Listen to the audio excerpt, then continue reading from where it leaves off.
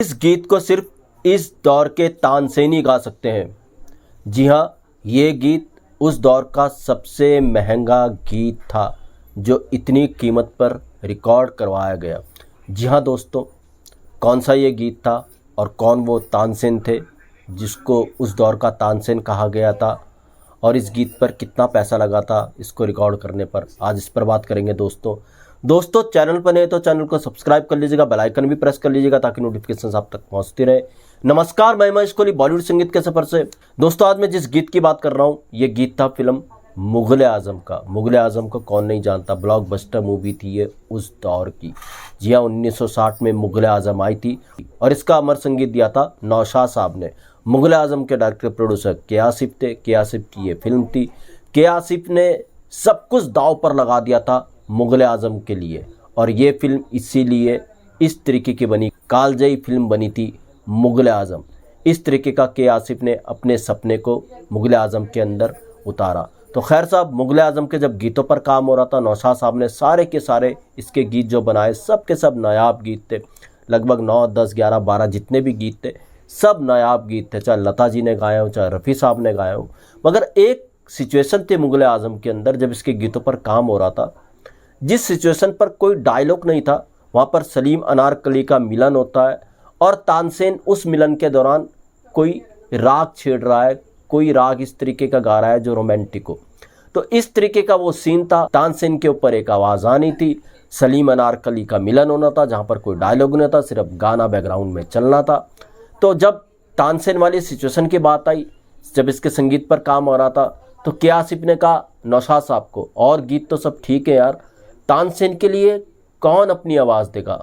तो संगीतकार नौशाद ने कहा तानसेन के लिए जो इस दौर के तानसेन है वो अपनी आवाज़ देंगे। जी हाँ, इस दौर के तानसेन जिसको नौशाद साहब ने कहा था वो थे उस्ताद बड़े गुलाम अली खां साहब। तो नौशाद साहब ने कहा कि आसिफ को बड़े गुलाम अली खां साहब के पास चलते हैं, उनसे बात करते हैं इस गीत के लिए। तो के आसिफ को लेकर के नौशाद साहब गए बड़े गुलाम अली खां साहब के पास। नौशाद साहब ने बताया बड़े गुलाम अली खां साहब को, देखिए खां साहब, एक फिल्म बन रही है मुगल आजम, और ये ऐसी फिल्म बन रही है कि इसके बाद फिर कोई दूसरी ऐसी फिल्म बनेगी नहीं। इसके लिए आपको अपनी आवाज़ देनी है तानसेन के कैरेक्टर के लिए।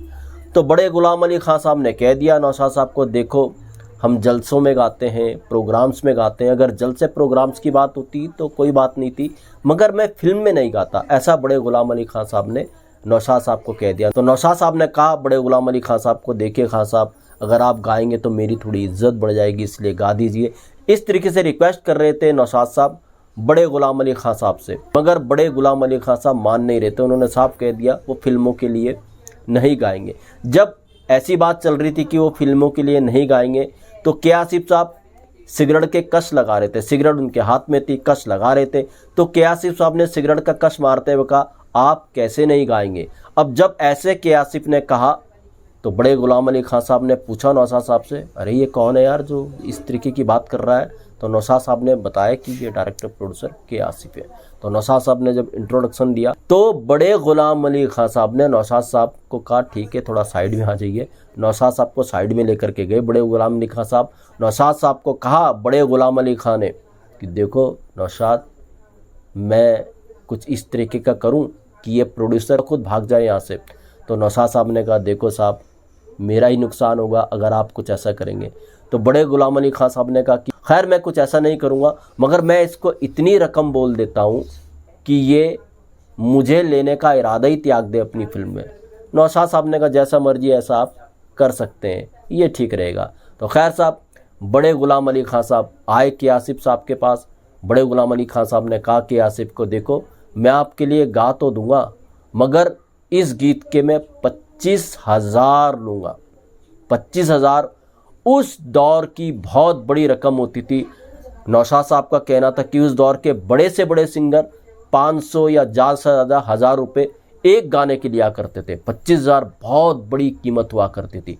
बड़े गुलाम अली खां साहब ने इसलिए 25,000 के आसिफ के सामने रखे ताकि के आसिफ छोड़कर चले जाएं उनको और अपनी फिल्म में उनको गंवाने का इरादा त्याग दें। जब बड़े गुलाम अली खां साहब ने इतनी बड़ी रकम बताई के आसिफ को उस दौर की 25,000, तो के आसिफ ने पलटकर जवाब दिया बड़े गुलाम अली खां साहब को, अरे आप तो बेशकीमती हैं, आपकी तो कोई कीमत ही नहीं है, 25,000 क्या है, 25,000 कुछ भी नहीं है आपके लिए। और उसी वक्त के आसिफ ने 10,000 रुपये निकाले और बड़े गुलाम अली खां साहब के हाथ में रख दिए। बड़े गुलाम अली खां साहब ने भी कहा नौशाद साहब को, यार ये तो वाकई इतना बड़ा कदरदान है। इस तरीके से बड़े गुलाम अली खां साहब ने उस तानसेन के कैरेक्टर के लिए अपनी आवाज़ दी और उस सिचुएशन को अमर कर दिया।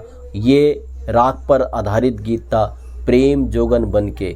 इसमें जो सलीम अनारकली का मिलन हो रहा है वो देखने लायक है। कोई डायलॉग नहीं, बस तानसेन गा रहे हैं, दूर पीछे से कोई आवाज़ आ रही है, प्रेम जोगन बन के गीत चल रहा है और सलीम अनारकली वो रोमांटिक सीन, दिलीप कुमार और मधुबाला उस रोमांटिक सीन को जीवंत कर रहे हैं बिना डायलॉग के उस गीत के सहारे।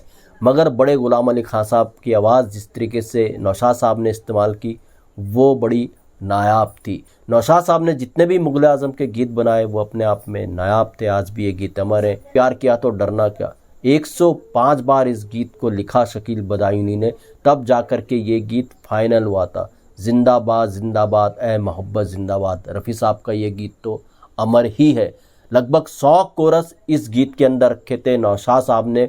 इस तरीके से मुग़ल आज़म का संगीत अमर किया संगीतकार नौशाद ने। मोहे पनघट पे नंदलाल छेड़ गोरे, एक से एक नायाब गीत नौशाद साहब ने मुग़ल आज़म के अंदर दिए।